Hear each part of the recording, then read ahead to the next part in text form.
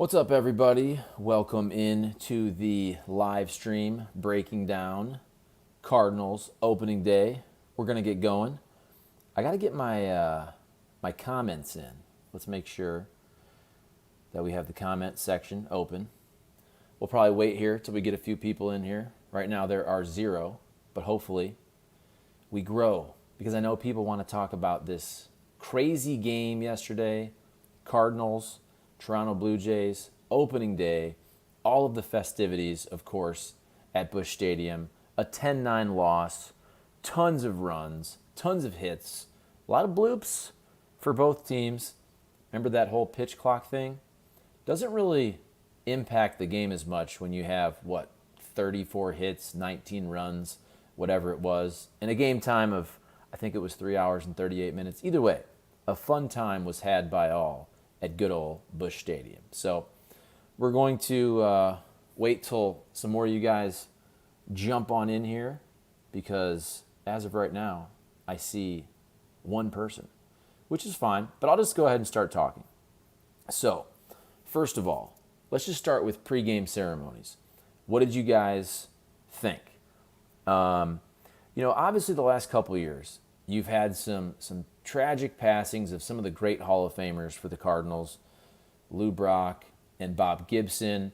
And then everything with the 2020 season obviously was weird because of COVID. And then even 2021 at the beginning, you didn't have all the fans in the stands. Last year, which was the true opening day that we hadn't had for a while at Busch Stadium. And it was also pretty cool, I remember being there last year, was you just had this celebration of it being Yadier Molina's last season, of Albert Pujols coming back, it being his last season. We thought for a while it might be Adam Wainwright's last season. Of course, that was not the case.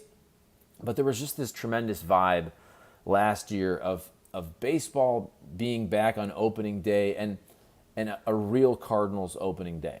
So I was in the press box yesterday, but I also went out amongst the fans for the pregame introductions and all that. And on our radio show, we were talking about this basically, just kind of the whole fact that because some of these Hall of Famers go back to Stan Musial, but obviously Tim McCarver passed recently, and really Lou Brock and Bob Gibson a couple years ago. There is kind of a different feel in terms of the Hall of Famers and the Red Jackets and all that.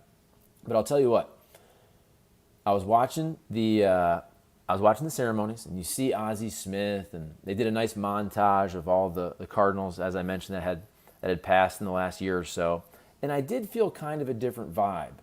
And then I went out amongst the fans because I wanted to get Jordan Walker's ovation. Just on my cell phone video. I did post that on YouTube. You can check that out. And so I got that. And then you hear Abigail Stahlschmidt, who plays O Canada, a St. Louis musician and model. I thought she did a fantastic job. So she does O Canada. And I'm about ready to walk in, and you hear now singing our national anthem. And however it was described by John Hewlett, something like one of the hottest up-and-coming singers in St. Louis. And then he says, getting ready to pitch his final season, Uncle Charlie, Adam Wainwright. And so Adam Wainwright goes out there and sings the national anthem, which was pretty darn cool. What'd you guys think of that? I thought he did a pretty darn good job. I know that, look, he's not a professional singer. He had his songwriter buddies with him. Look, it wasn't the greatest rendition ever, but I thought it was pretty darn good. It certainly wasn't embarrassing. He said, look, it was 7 times more nervous he was doing that than pitching ever in his career on a baseball diamond.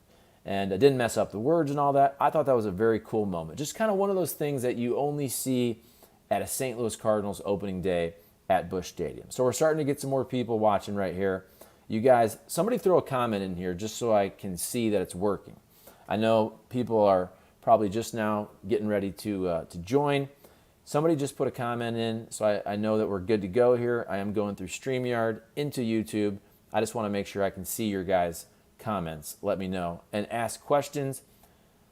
and just kind of weigh in. What did you guys think of Cardinals opening day? What did you think of the festivities? Were you down there at the ballpark? What did you think of the game? Miles Michaelis, the Cardinals offense, Jordan Walker, and all that. So as I said, we're starting to get more people in here. Just somebody, if you can, just real quick, throw a comment in there so I can make sure that I can see it and read it. Because right now I can't. So I don't know if that's something that's messed up with my StreamYard. I'm just going to go ahead and say, hi, everybody. There we go. That's me. If you guys can see that, let me know, and I will start going, and we're going to be talking baseball. There we go. Blaine B says, go Cards. Thank you, Blaine B. That's all I wanted, was just to see that you guys could comment. So here we go. All right. We got a few people in here. Hopefully that grows. I know it's a Friday after opening day, right around lunchtime. Let's see how many people jump in. But here we go. Let's just kind of talk about the game. So I mentioned the pregame ceremonies. Really great ovation for Jordan Walker, for Wilson Contreras, Adam Wainwright singing the national anthem. Really, really cool moment.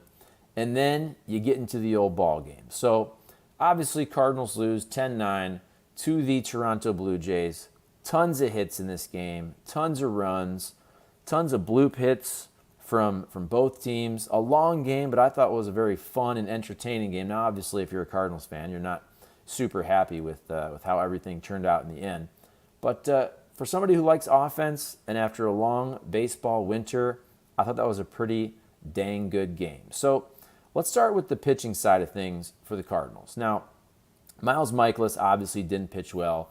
Some of you guys maybe saw his post-game comments about the fact that he was dinked and dunked a little bit, which he was. I think that's fair, but I don't think that's the whole story, and I don't think that's totally fair. So Woodage84 says, high-scoring game, back and forth game. Yes, okay, so Miles Michaelis goes 3 1/3 innings, 10 hits, 5 runs allowed, all 5 of them earned, no walks, 6 strikeouts, so did punch some guys out. Now, I like to be fair about this, because when I heard Miles Michaelis's comments about kind of being dinked and dunked, I remembered a lot of that, but I'm thinking, look, those first couple innings, it wasn't exactly all bad luck right there. So I'm on Baseball Savant.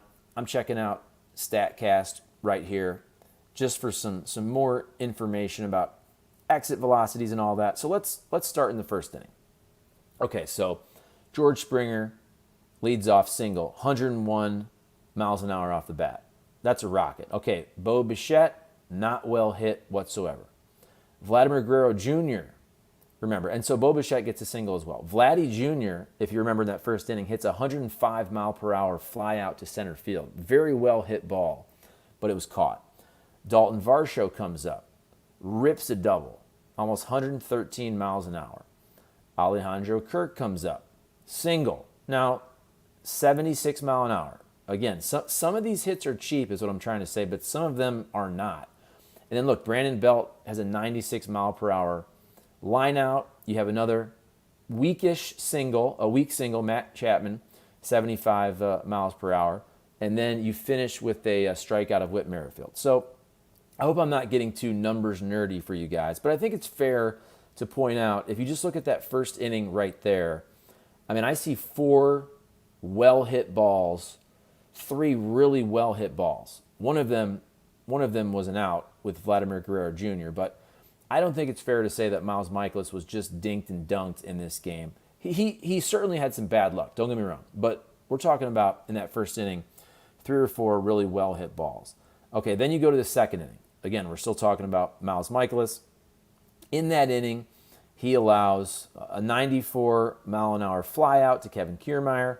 George Springer is the guy that, look, Springer had the first single that was well hit, and then everything after that basically very, very lucky. Just kind of found grass out there, not well hit for George Springer after his first single. So again, we're in the second inning.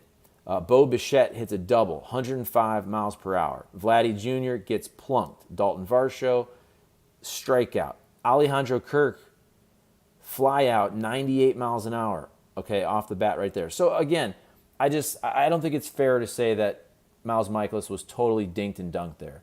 There's a decent amount of hard contact mixed in with a lot of bad luck as well. So to me, I think that's kind of 50-50. What do you guys think? Let's go to the good old comment section, and we'll get to all the different pitchers and the offense as well. I just wanted to start with the pitching, and thank you guys for watching. Looks like we're growing here pretty good. We got 18 people that have jumped on in. So here we go. All right.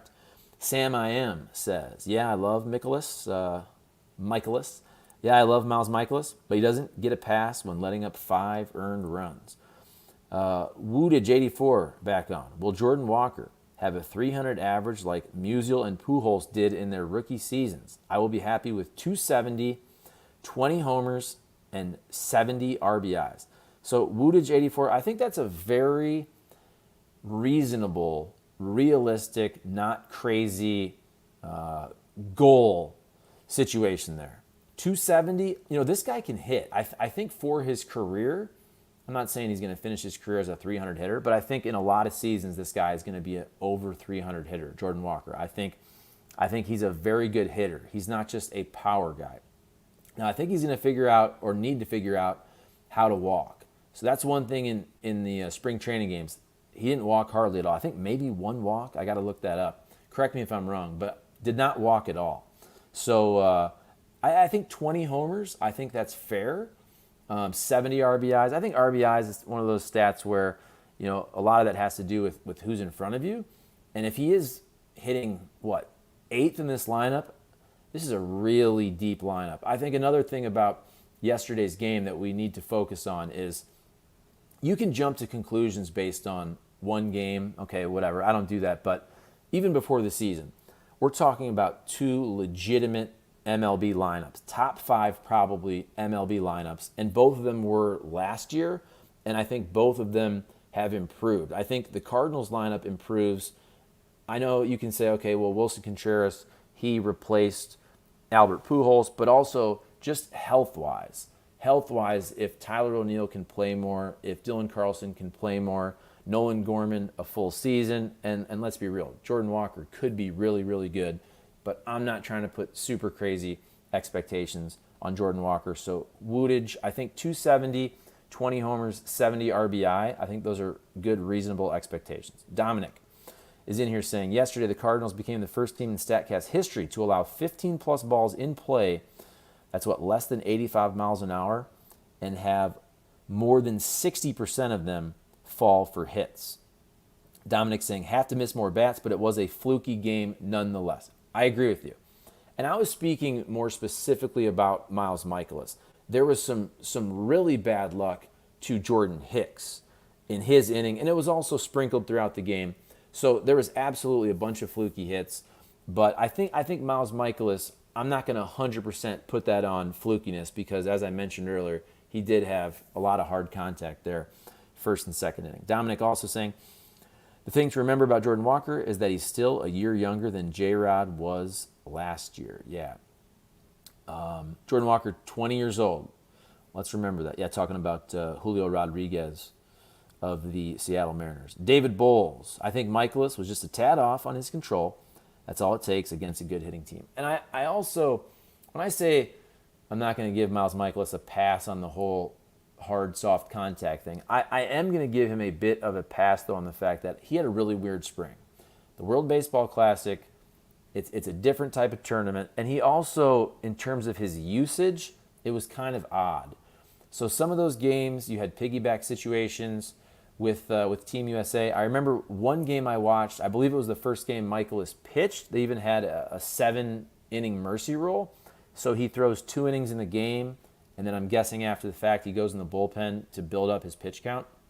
So I don't think that Miles Michaelis is in his normal rhythm of having a full, healthy spring training. Just the WBC was kind of odd. So I'm going to give him a bit of a pass on that. It's also a very good lineup in the Toronto Blue Jays. So look, I'm not trying to say Miles Michaelis isn't going to be good this year. I think he's going to be a very good, solid pitcher. Now, is he a number 1 type starter? Do you feel great about your team if Miles Michaelis is your number 1 starter? I think that's a fair question. I think on a really good team, Miles Michaelis, if he's your number 3 starter, I think your rotation is really, really good. And I think he can be a solid 2. We'll see what happens with Jack Flaherty in the second game on Saturday.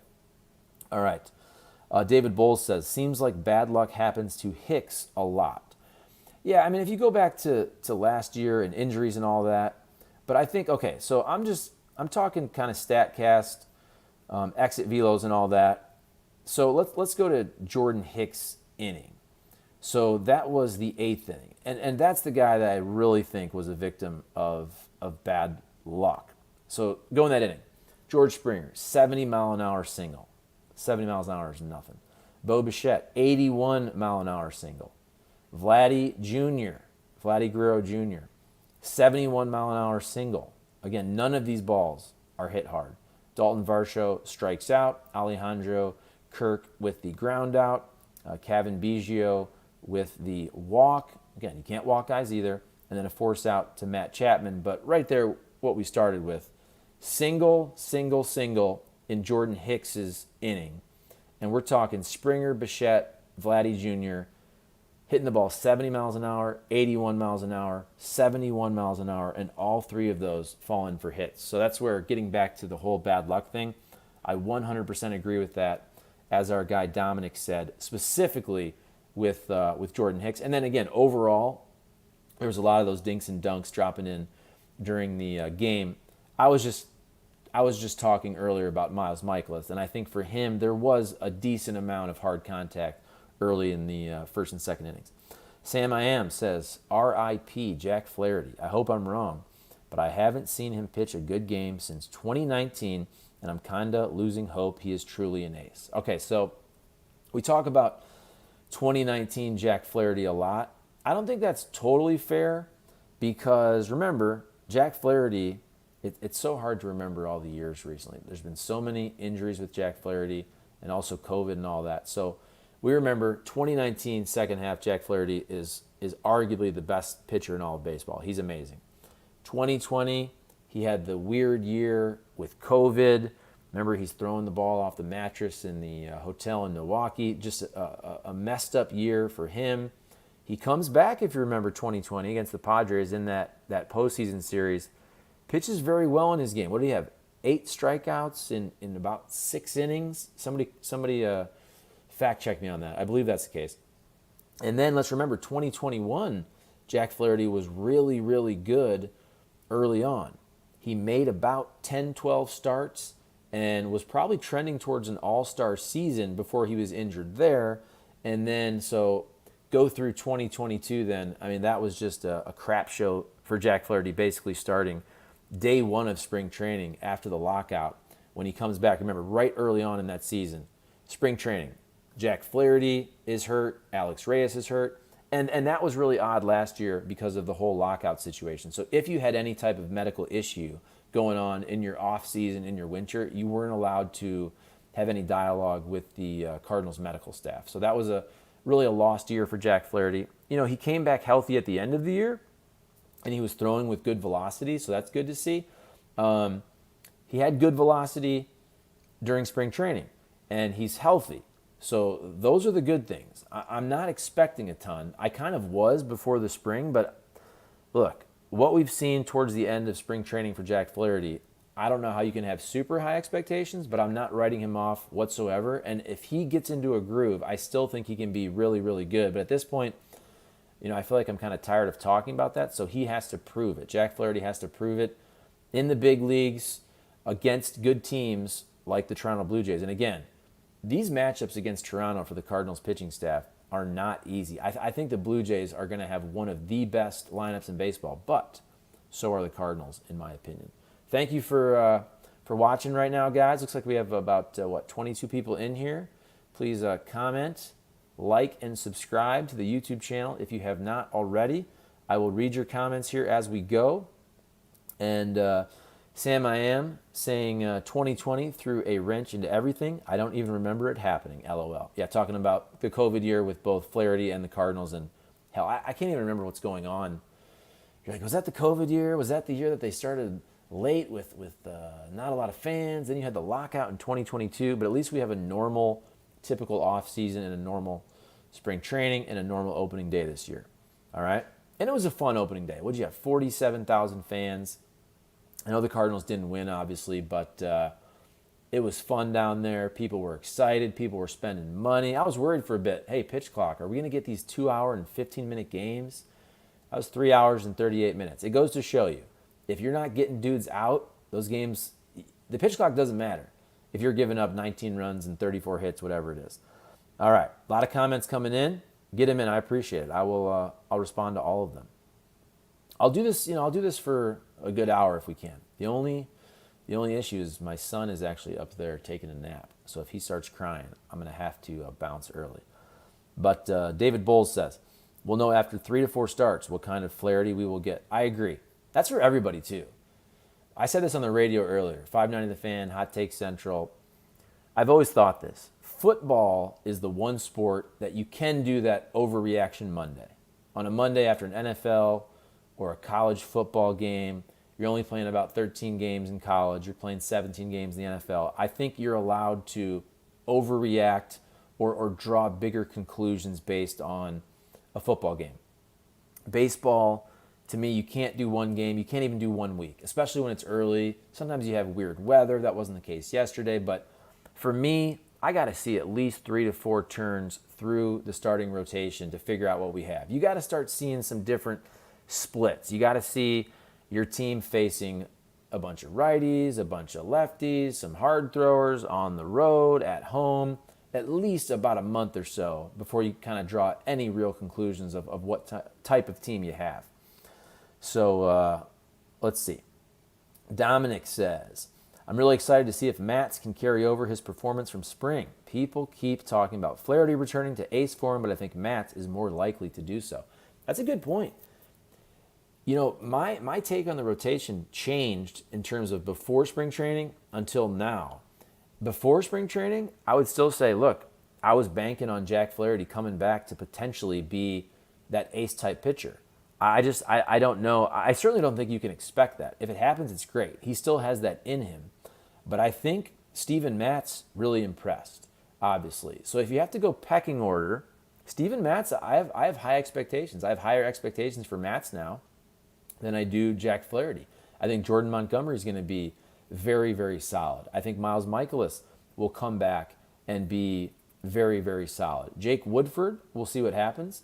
It's his first time probably getting extended starts. We'll see how long it lasts. I don't know how long Adam Wainwright is going to be out. Probably weeks, not months, I would think. But yeah, Steven Matz, I'm high on Steven Matz. All these guys have to stay healthy. There's obviously a lot of health questions with all of these Cardinals starting pitchers. All right. John Mahino says, are you going to be there tomorrow, Charlie? Would love an autograph. I went to the game yesterday for work. I may go to next Wednesday's Braves game as a fan or media. Not sure yet. I'd like to see a game in those. I like those early season gentlemen, businessmen's, businesswomen's, whatever you want to call it now these days, special. That 12-15 game against the Braves on Wednesday. I like those day games early on in the season, so I'll probably go to that one. But you never know, man. I also, like, my kid is sick right now, and that messed up my whole schedule for yesterday, really Wednesday and today. So, but that's my plan, is to go to the game on Wednesday. I will not be there tomorrow, but John Mahino, come on. I don't even know if you're joking, but, dude, I can get you an autograph for free. I can't believe you even want my autograph. That would actually devalue whatever I'm signing. Sam, I am. We will all type in lowercase to be quiet so we don't wake your son. Nobody type all caps. Yeah, he's up there. He's got that sound machine going, so he should be good. Mother Goose, my guy, Mother Goose, a member of the channel as well, and a frequent commenter. I always appreciate it, Mother Goose. Thank you, sir. You going to any of the games this weekend? If so, would love to buy you a beer as thanks for what you do. Well, man, you guys are too nice. And again, I'm probably not going this weekend. I went yesterday, but my plan is to go to one of these Braves games, probably the game on Wednesday, the day game finale. CI Fanatic says, exciting home opener, extremely competitive game. Wish the score was different, but very enthusiastic about the season. And also, guys, get your comments in or questions. I'm going through here. I'm a little behind. But get your comments in. What did you think of the game? What did you think of Michaelis? Was it mostly bad luck?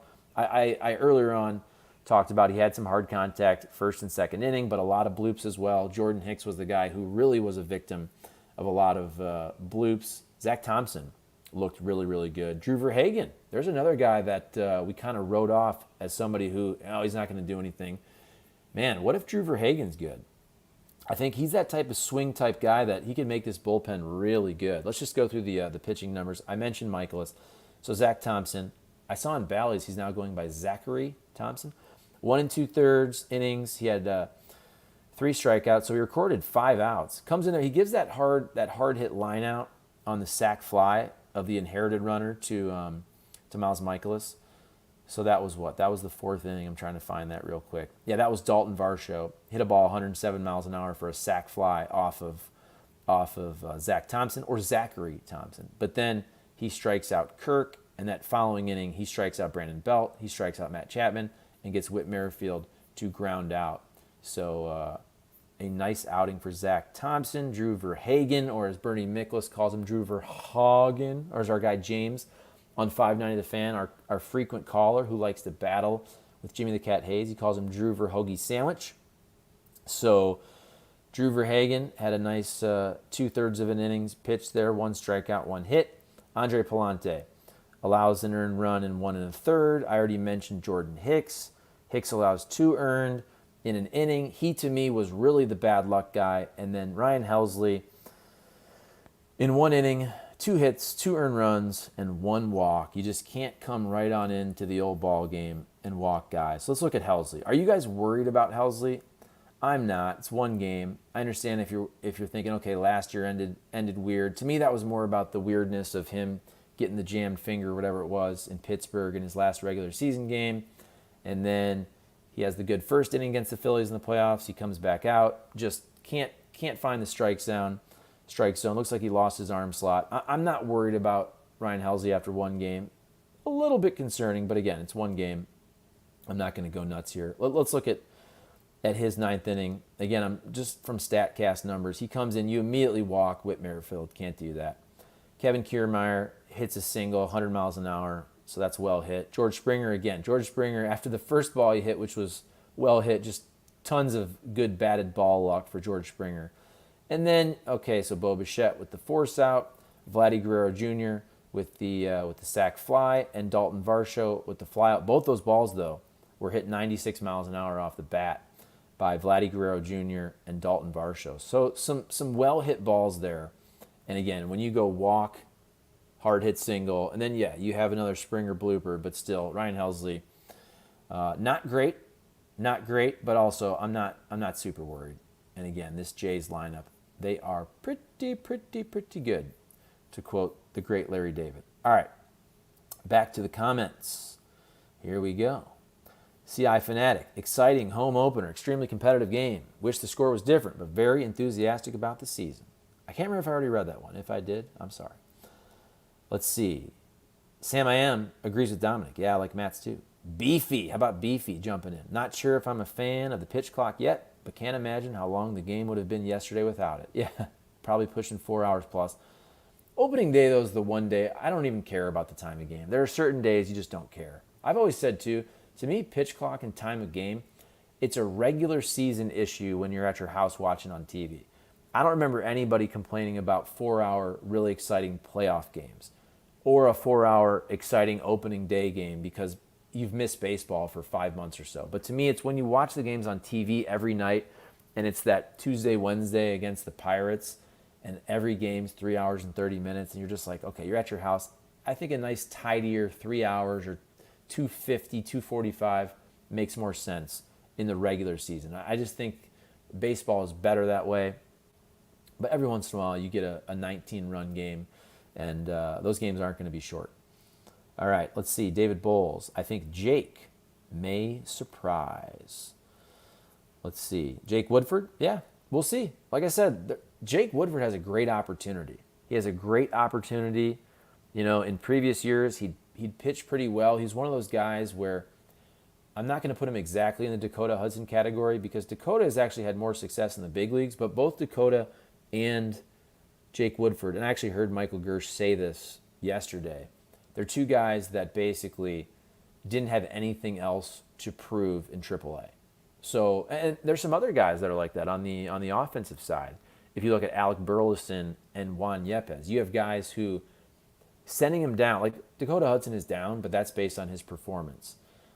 He doesn't really have anything to prove in theory in AAA, although when you have such a terrible spring, I guess that's a little bit of a different story for Dakota Hudson. But entering the year, I think a lot of people looked at Hudson and Jake Woodford as guys that, hey, what else are they going to do? They're either going to be legit big leaguers or they could be one of those 4A guys that they always end up doing well in AAA, but they just can't figure it out, or they don't get a great opportunity. And that's where Dakota Hudson has had opportunities over the years.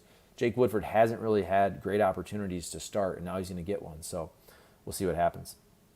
CI Fanatic, Charlie, your take on the soft hits by the Jays. Yeah, if you're just jumping in, we're about 31 minutes in. I have talked about that a lot, and there was a ton of soft contact. I went through the StatCast for a lot of these guys. Jordan Hicks had the worst luck of anybody by far. George Springer had, 5 hits? I think one of them was hit hard. That was the first inning single off of Miles Michaelis. But he had incredible batted ball luck. He was 5 for 6, George Springer, with 4 runs and a ribby. I'll tell you what, just when you look at the Blue Jays lineup, George Springer, Bo Bichette, Vladdy Guerrero Jr., Dalton Varsho, Alejandro Kirk, remember, he was a big guy we talked about a lot in terms of the offseason. If you were wondering if the Cardinals were going to trade for a catcher, and he can hit. Brandon Belt, obviously formerly of the Giants, just a real solid professional hitter. I feel like whenever a guy's 35 years old and he's been in the big leagues, he's a professional hitter.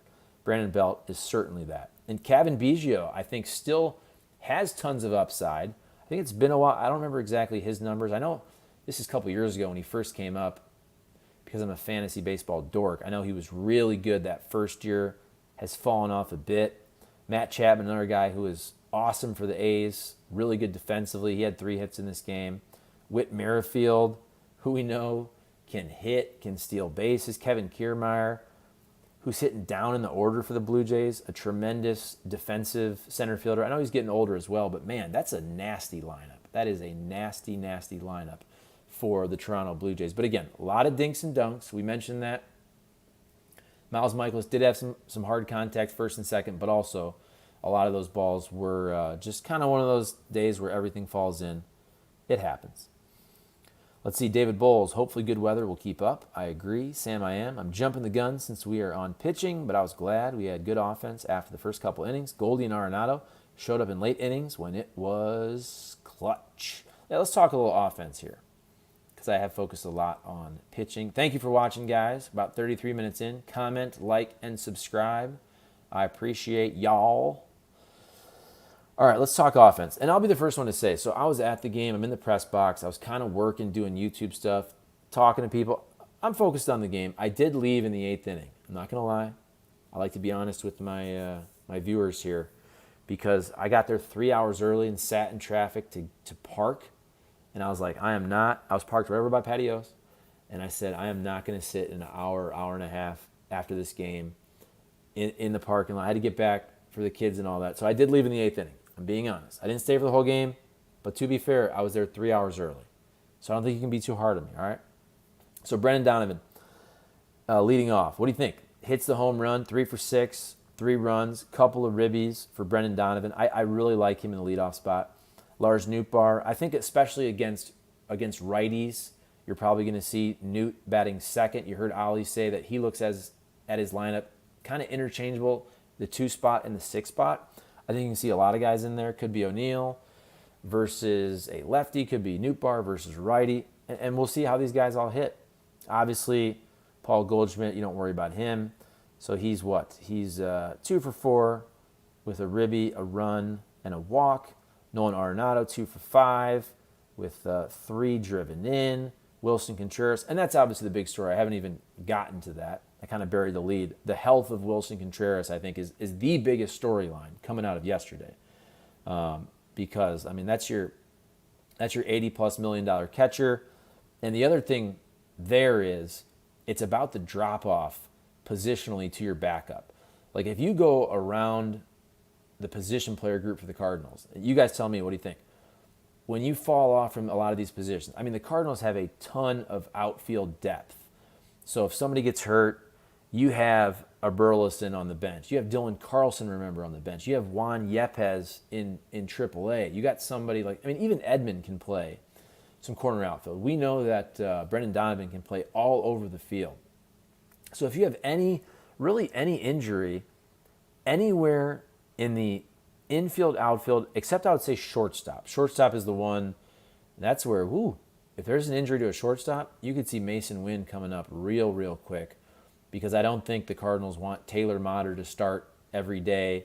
I don't think they want Brendan Donovan to start at shortstop every day, maybe every once in a while. But if there was an injury to Tommy Edman, I think that's the one time where, boom, quick, all of a sudden Mason Wynn is right back up in the big leagues. Well, back up because he was playing with the big league team in spring training and making his major league debut. You understand why they don't want him sitting on the bench in the big leagues. They want him playing every day at Memphis, but he absolutely proved that he belongs in the big leagues. But I kind of took a long way to get to the point that, so you got catcher and shortstop. I would even say shortstop, you're better suited because you have Mason Wynn at AAA. But if you're talking the catcher position, Andrew Knizner may have to play several games in a row now. We know it's a contusion for Wilson Contreras. He took a 103-mile-an-hour pitch off of that knee, off his shin guard, 103 from Jordan Hicks, so x-rays are negative. But still, if you have a really bad bruise, that could linger. I don't know how long it's going to linger. I mean, could it be, do you have to let it linger? Could that be a week? I don't know. I think it's going to be at least a couple games, I would think. I would think you're in a lot of pain, probably hard to bend that thing, and you're maybe limping around a little bit. So we're going to see Andrew Knizner at least once or twice, I would think. And that's the thing. Andrew Knizner right now is playing for his big league paycheck. Let's be real. We love Andrew Knizner. He's on our radio show once a week, Hot Take Central, 590 The Fan. But, man, he has to hit. And he had a really bad spring training offensively. So Andrew Knizner needs to turn it around. And I think when you saw what happened yesterday, what inning was that? Was it the eighth inning? Whenever they had Andrew Knizner bunt, which did not work out well. That also goes to show you kind of how they think about Andrew Knizner, because in that inning you're bunting with a guy on second base who's already in scoring position, and you're go ahead and saying, I don't even trust you to try to get a single and drive that guy in, or even hit a ball to the right side.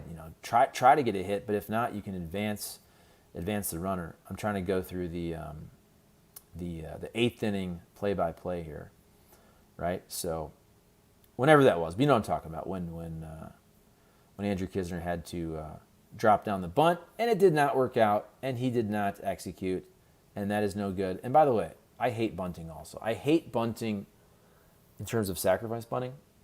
I like bunting for a hit, especially if you got some speed. I think that should be in your toolbox.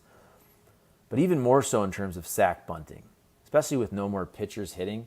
I hate when you sack bunt with a guy on second base and no outs, and the dude's already in scoring position. I just hate that move. And again, I think it speaks to their lack of confidence in Andrew Knizner offensively. Okay, let's get back to the comments. Did I cover enough offense for you guys? I'm very high on the Cardinals offense, not just because of yesterday. I said this all offseason long. I think too many people were worried about the Cardinals offense, and I think we didn't even realize. I think sometimes until you look at the numbers, you don't realize how good an offense is. The Cardinals were a top 3 National League offense last year. I know that in the playoffs, they didn't hit well, but you're also facing in 2 games, small sample size, Zach Wheeler, Aaron Nola, and also the fact that in September, the offense came back to life, especially Paul Goldschmidt, who won the MVP. But I understand that you could focus on the playoffs, you could focus on September, but really the Cardinals were a top 3 offense in the National League last year, and I think they're going to be better just because health of a Carlson, of a O'Neill, Jordan Walker up, Wilson Contreras is a huge upgrade if he's good, if he's right, which obviously after the contusion on his knee, we're all hoping that he's good to go. Okay. Jonathan Miser, any thoughts on Bally's going bankrupt? Yeah, we've talked about that a lot also on the radio. So whenever we talk about that, I think a lot of people focus on, are we going to be able to watch the games? And I wouldn't worry about that. I think you're going to be able to watch all the games this year on Bally's. And even if something crazy happened, MLB or the Cardinals would figure out a way to get you the games. I'm not worried about that.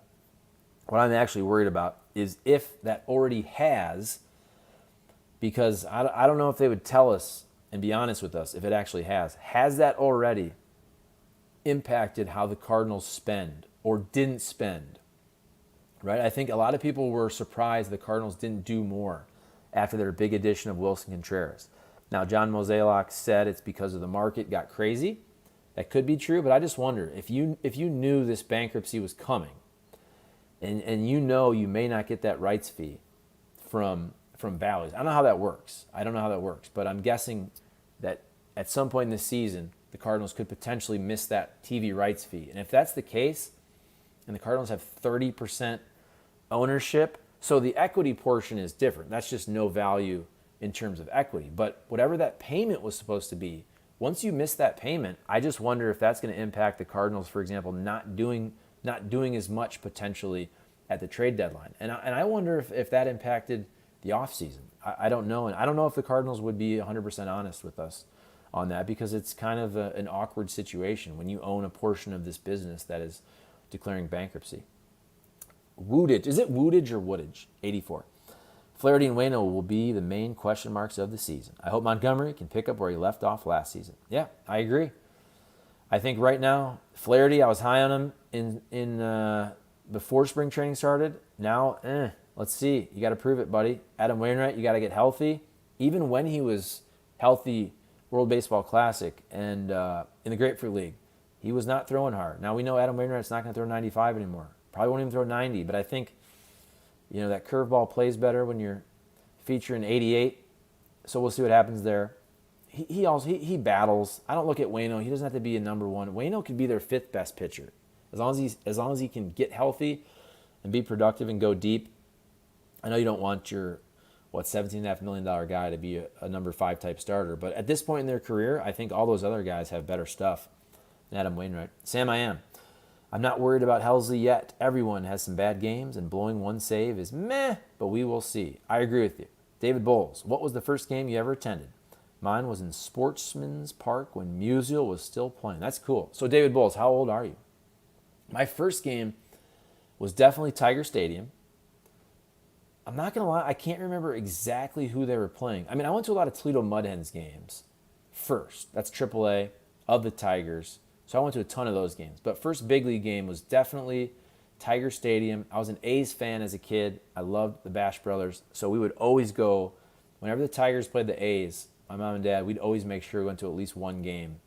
And I could try to see my guy, Jose Canseco. So that would have been, because Canseco left for the Rangers in when? Like 93? Was it 92, 3, 4? I can't remember exactly. So we probably were watching Tigers-A's games in like 1990, 1991. I'm guessing was my first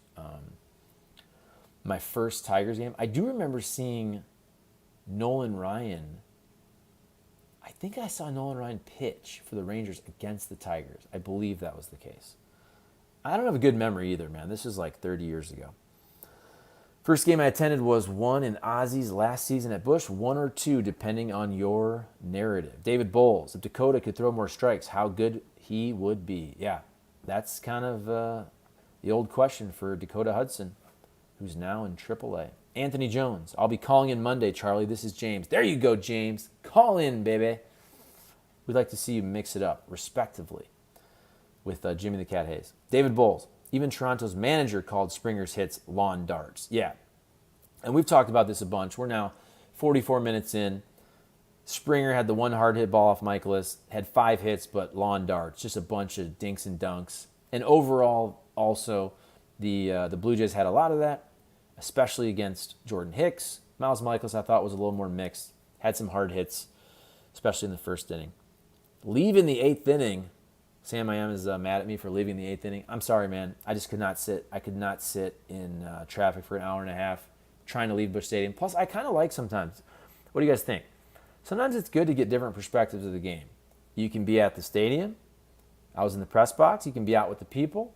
You can watch on Bally's. You can get a radio broadcast feel. So I think watching the game from the press box, for the most part, a little bit in the stadium, and then driving home the last inning or two on radio, you get different perspectives of the game. And plus, I got home earlier. I'm sorry, I'm old. I'm 40 years old, man. I'm not going to sit in that traffic. Beefy. Plus, I wasn't drinking. I was working. In a different scenario, I would just go to patios and have a couple beers while the traffic dissipated, but I was not drinking yesterday, so I just want to get home. Take it easy on me. Beefy, what is your favorite Cardinals opening day tradition? Also, I was a little surprised Albert and or Yachty didn't make an appearance, but obviously they will be back for the Red Jackets. I kind of think the Cardinals almost should have done something special for those guys. I feel like they should have gotten rid of the whole idea that you have to wait. I don't even know how many years it is. How many years do you have to wait to get the Red Jacket? Is it 5? Is it just like the Cooperstown deal? I don't know. But I think Yachty and Albert are a big enough deal. They should have waived that waiting period. Okay, Matt Holliday, good to see him down there in the Red Jacket. Anthony Jones, can we stop crediting Jordan Hicks for throwing 150 miles an hour when it never misses bats? LOL, you can't tell me I'm lying. Even Bernie has said this for a year. Yes, I agree with you. Yeah, he's never been a big strikeout guy. Even when he was throwing 106 miles an hour, he didn't have ridiculous strikeout numbers. I was just saying yesterday, yeah, he doesn't miss bats. 100%, I agree with you. But yesterday, he also was a victim of bad luck. Let's go ahead. My internet is kind of crappy today. What do you think? Are there going to be these storms coming? It was pretty windy at my house here earlier. All right, let's go to Jordan Hicks for his career. Jordan Hicks' career in the big leagues, 5 seasons, 178 and 2/3 innings, 175 strikeouts. So again, that's not bad. I'm not trying to hate on him. You're getting dang close to 1 strikeout per innings pitched, but I do think for a dude that was throwing 106, sometimes those are the type of guys that you see crazy little league strikeout numbers, like 1.5 strikeouts per 9 innings. So he strikes out a decent amount of guys. Anytime you're close to a strikeout per innings pitch, I think it's more of the fact with Hicks, we think, dude, you throw 106. How are you not having like old school Aroldis Chapman strikeout numbers? Okay, let's see here. Sam I am. 105 mile an hour fastball to the knee hurt me just watching. Yeah, talking about Wilson Contreras. The lineup, this is from Anthony. My guy, it's James, Anthony Jones, but he goes by James. The lineup is stacked. Let's see. The lineup is stacked, Charlie. It really is. And you know me, and you are saying that it's reality that pitching staff and catcher position after Wilson is horrible. Come on now. I'm not saying that. James, you and I have been on the same page all offseason. I said I wasn't worrying about the offense. You needed a catcher, they got a catcher. After that, I wasn't worried about the offense. I was worried about the pitching staff. I was before Waino got hurt. I still am. I'm also worried after yesterday, but that's not. Look, it's one game. I'm just saying, this starting rotation may not be very good. We shall see. Let's see. Taylor Motter, 184 career batting average in MLB, just horrible. Come on, James. James, you're so negative, man. Taylor Motter, look, we all know why he's on the team, because Paul DeJong is injured. Paul DeJong, not too great either, but he's got the contract. Taylor Motter, he's just your journeyman guy. I wouldn't have too high of expectations. Let's see. Sam, everyone keeps saying it's just one game. It's not even about the first game. And it's just like, man, we said this rotation and bullpen was concerning all offseason. We got lied to about payroll. That's a fair point. John Mozeliak said they were going to increase payroll and spend, and whatever they increase it by wasn't that much. Let's see. And already we are concerned. It's insane. That's from James. All right, David Bowles, the Bally thing, if it goes bad, would interrupt the Cardinals' revenue stream. If you look back to spring training interviews, DeWitt hinted a little bit about it. Yeah, that's what I was saying earlier. So I heard both Bill DeWitt Jr. and Sr. on with Bernie Miklasz this offseason, and they both said they were concerned. So to me, yeah, I'm not worried about not watching the games. They're going to figure that out. To me, it's about, is it affecting payroll? Did it already in the winter, and will it again potentially? Because I think they'll figure it out after this year. I would dang well hope. But could it affect the Cardinals potentially not taking on salary at the trade deadline? I think that's a very fair question. Hey guys, looks like we have 47 people watching. I appreciate that. Please comment, like, and subscribe if you haven't already. We're about 49 minutes in. I'll go about another 10 minutes. I'll try to go an hour or to catch up with all your guys' questions. I believe I'm almost there. So let's see. All right, David Bowles. Yes, I am up there. Turning 70 this fall. How about that, David? Congratulations, man. So my mom will also be 70 this fall as well. 1953 birth year. My grandfather, father, and me are hardcore fans. Pass it along to my two boys and their boys. 5 generations of Cardinal fans. That's pretty dang cool, David. Greg Jansen, 5-year wait after career is over for the red jacket for the Cardinals. Okay, I figured that was it. I feel like for Yachty and Albert, I think you could have been cool and maybe changed it up for them, almost like the Wayne Gretzky thing, but I get it. It's all good. And you know what? The Cardinals are already selling bobbleheads and whatnot still off Yachty and Albert right now. There's a bobblehead, I think it's tomorrow, Saturday, of either Yachty or Albert pitching. So the Cardinals are smart. They look at this from a business standpoint. They can still do some giveaways for Yachty and Albert this year, and then you'll wait a couple years, and all of a sudden, 5 years from now, you have the fantastic Cardinals Hall of Fame ceremony with Yadier Molina and Adam Wainwright. Let's see, Charlie, how you been? Long time no talk from Greg Jansen. Yeah, what's up, buddy?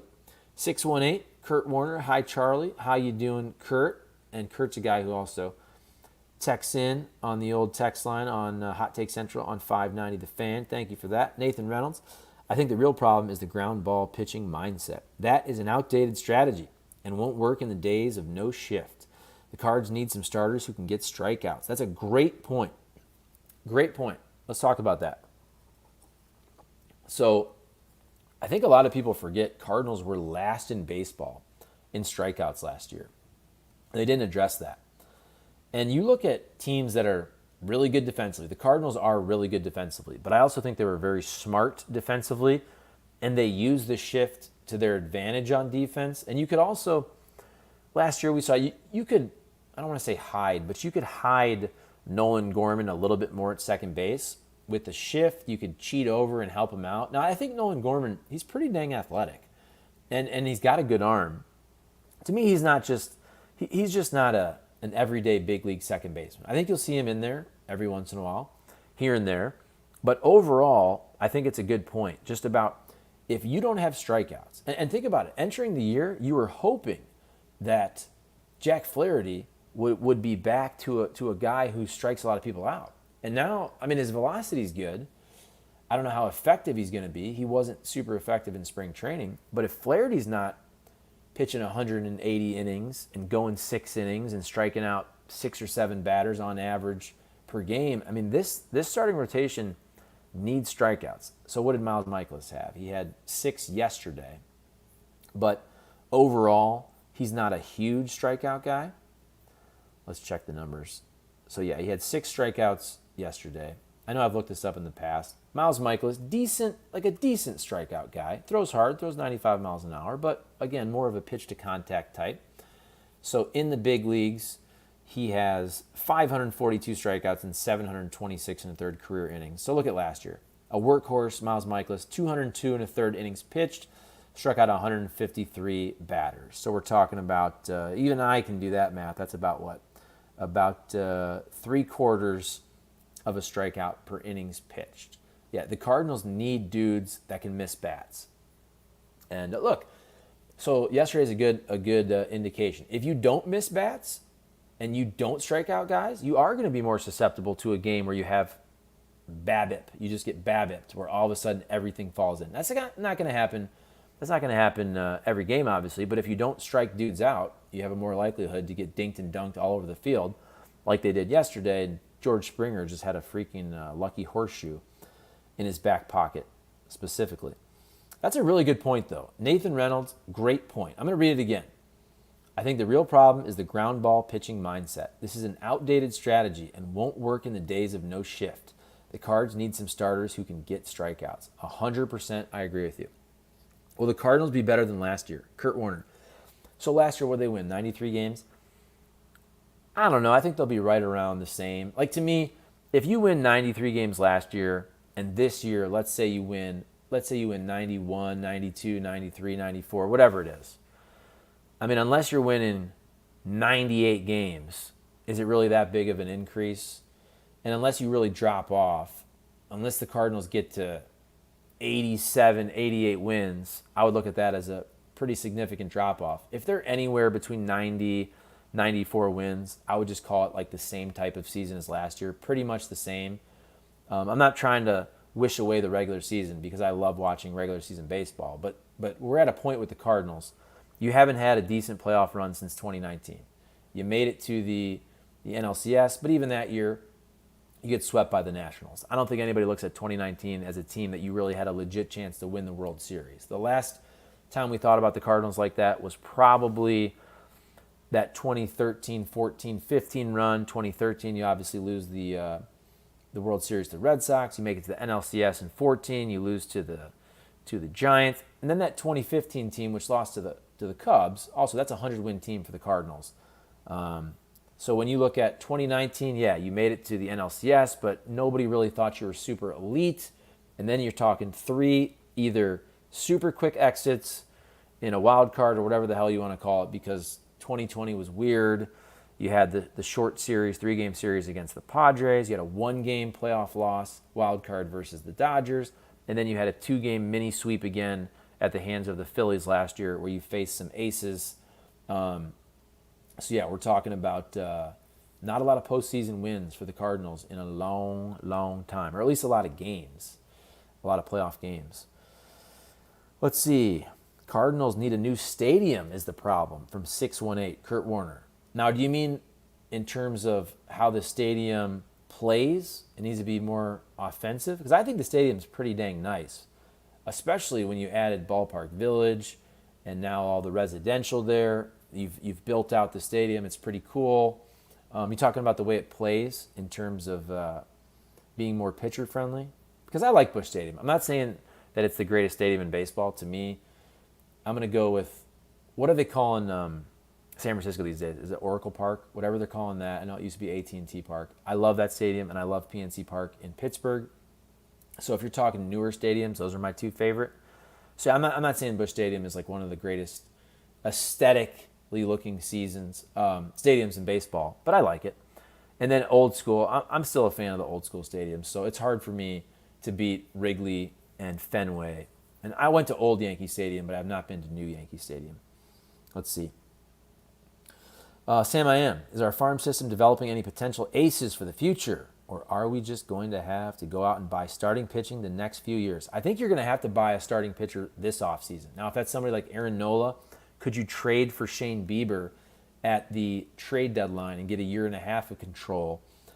I would say if you're looking at the guys in the high levels of the minors, what do you guys think? I mean, if you're looking at McGreevy, Connor Thomas, Gordon Graceffo, is he an ace type guy? I think Tink Hence, probably on paper, Tink Hence is your best chance of being a legit ace, and he's a ways away. Didn't throw a lot of innings last year. I believe he's 20 as well, so he's probably at least, I would say maybe Tink Hence could make his MLB debut next year at the end, and if he lives up to be what he's supposed to be, could he be in the rotation full-time in 2025? I think that's realistic. What do you guys think? Let's see, Aaron Beck. I know it's early, but is there a list of possible trade deadline pitchers? So I haven't looked at that yet.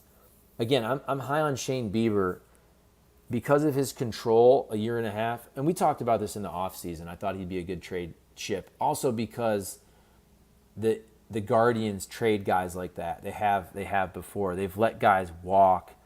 Trevor Bauer, Corey Kluber, who am I missing? Cookie Carrasco. They haven't really locked up. Have they locked up any starting pitchers long-term in a while? And they just locked up, Jimenez and Jose Ramirez. Like, you can't have a ton of long-term contracts if you're the Cleveland Guardians. They just don't do it that way. So I do think there's a good chance Shane Bieber gets traded at the deadline. And then Aaron Nola, maybe he re-signs with the Phillies. But somebody like that, I think Julio Urias is also going to be available on the free agent market. Let's see. David Bowles says a lot of frontline pitchers had off days yesterday. Yeah, and it's one game. Look at the game that we saw. Miles Michaelis, he's their number one starter, but he was not great, obviously, and also did get dinked and dunked. And then Alek Manoah. Alek Manoah is a stud. You look up his numbers, and he didn't pitch well either. So it's one game. Like I said, let at least a month play out before we start making big conclusions. Dominic says Tink Hence is going to be a stud. I agree. Julio, 8 years, $120 million. Carroll, 8 years, $111 million. Jimenez, 7 years, $106.5 million. When and how much do the Cards pay Walker? That's from Nathan Reynolds. Nathan Reynolds with some good comments and questions here. So it's a great question. I don't think the Cardinals are going to jump in like first year. Some of these deals you're giving these guys, I feel like before they've even played a full season, I think it's kind of odd to me. I think, though, if Walker is as good or close to what we think, he is your face of the franchise player, and I think the Cardinals are going to pay him a lot of money early. They're going to give him something like that Albert Pujols deal, the first one, whatever it was. So, look, to me, the Cardinals, though, they're not going to do it midway through this season. Now, if he plays a season or so, I think if Jordan Walker proves that he's the guy we all think he is, the Cardinals are absolutely going to give him one of those deals, give him some financial security early, buy out all of his control, buy out all of his arbitration years, and then Jordan Walker, you'd think if this relationship is good and he's somebody who wants to stay here long term, he potentially gives the Cardinals a free agent year or two. But also, so the Julio Rodriguez deal, I feel like some of these deals now are crazy where they have all these options anyway. So maybe these guys are getting more money earlier now. I know they are. I'm just trying to figure out exactly how much. So Julio Rodriguez last year, his age 21 season, 28 bombs, 75 RBIs, hit 284, 345 on base, slugged 509, Rookie of the Year, Silver Slugger, All-Star, 7th in the MVP voting for your Seattle Mariners. So let's look at his contract. So his contract is, so look, they basically gave him $6.2 million this year. Dang. So he gets $12 million in 24. He gets $20 million plus in 2025, 2026, 2027, 2028, and 2029. And then you have these $18 million deals with these $18 million player options. Either, it says, this is Baseball Reference, option may increase or be replaced. So that's the thing where you give him all these options. I mean, he got a ton of money early. He got $20 million a year starting in 2025. So yeah, something like that. I think teams are getting more creative with deals like that. I guess the long story short answer is that I'm not worried about that at all, because if the Cardinals have a stud that they like and a guy who likes being here and doesn't care about, oh, I got to hit free agency. Like, I'm a Boris guy and I 100% am going to hit free agency no matter what. I think they'll figure out a way to keep Jordan Walker here for about 17 years if he's good.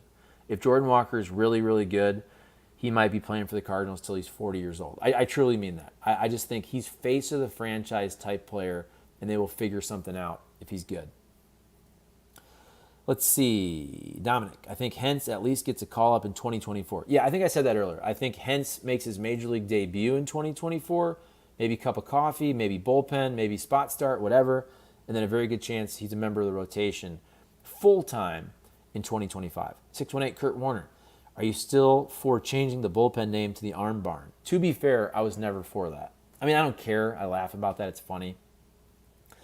Listen, man, with all this stuff where everything has to be changed, like, look, I know some of these names are actually insensitive. Like I always said, Washington Redskins, that's insensitive. All right? To me, that's different.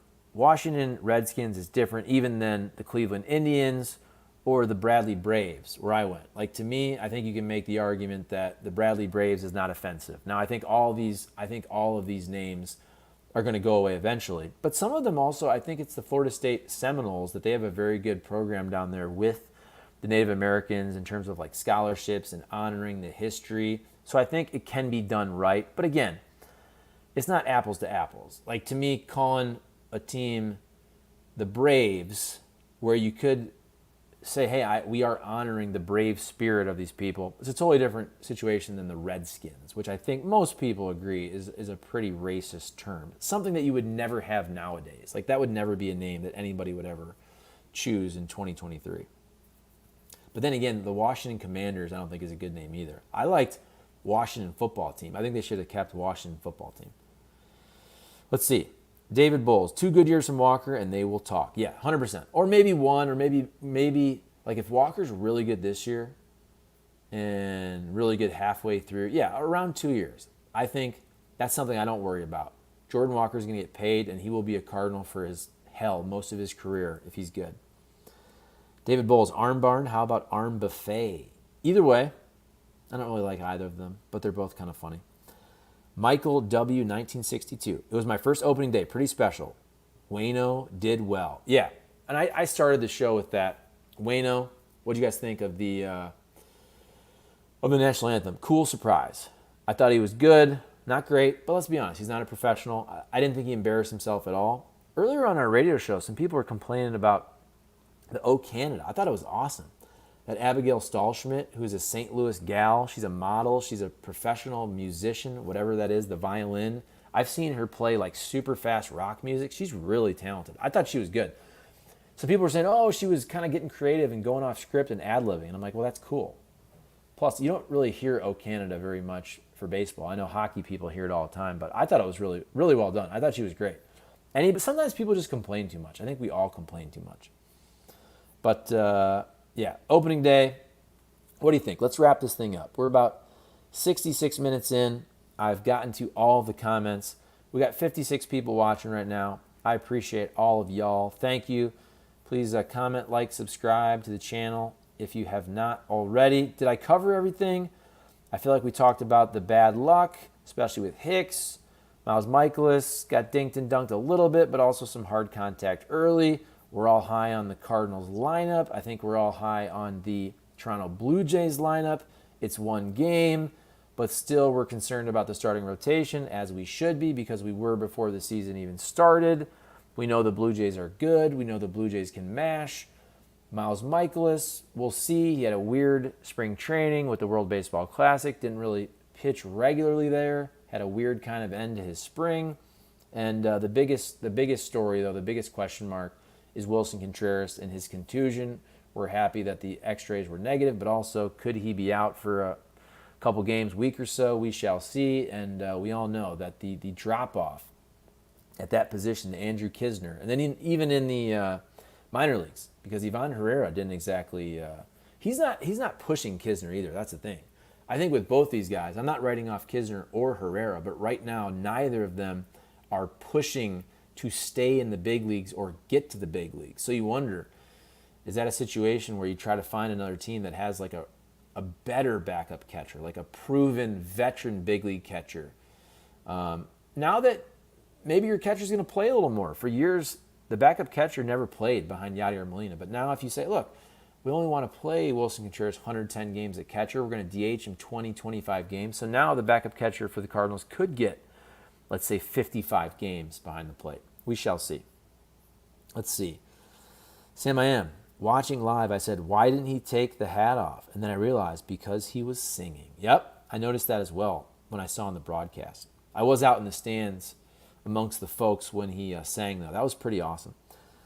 David Bowles, you went to Bradley? That's my backyard. Go Peoria Chiefs. Going to attend some games there this year. Yes, I'm a proud 2004 graduate of the Bradley University. So Bradley basketball, went to a lot of games. Peoria Chiefs, went to a lot of games back in the day. The old Thirsty Thursday. What was that? Was it $2 beers? Maybe it was $1 beer. Now it's probably inflation. Now it's probably $3, even on a Thirsty Thursday. Will the live be posted? Yeah. I'll post this. I'll probably just I think you can just go right back and click on it, actually.